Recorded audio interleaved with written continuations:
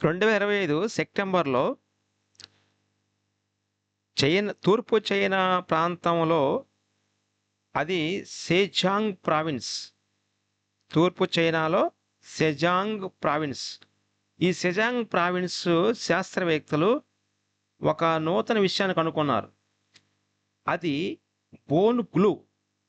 ఈ బోన్ గ్లూగా పిలిచేది 3 నిమిషాల్లోనే విరిగిన ఎముకల్ని అతికించేటువంటి ఒక ద్రవ పదార్థం. ఇది ఇంజెక్షన్ ద్వారా ఎక్కడైతే ఈ విరిగిన ఎముక ఉందో అక్కడికి ఇంజెక్షన్ ద్వారా చొప్పించి దీనిని మళ్ళా మామూలు స్థితికి తీసుకురావచ్చు ఎముకల్ని అని ఇటీవల కాలంలో పరిశోధన చేశారు. దీనిని ఈ బోన్ గ్లూని బోన్ 02గా పిలుస్తారు.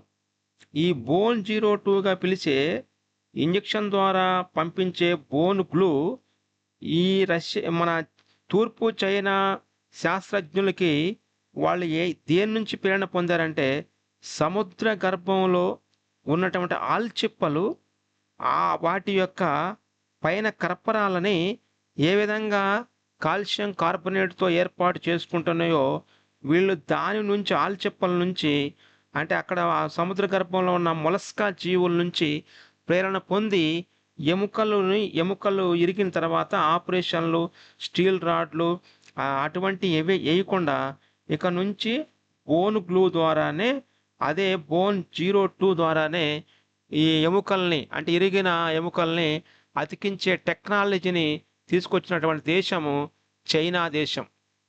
Okay, thank you. Please subscribe and like, share my video SR Online Academy.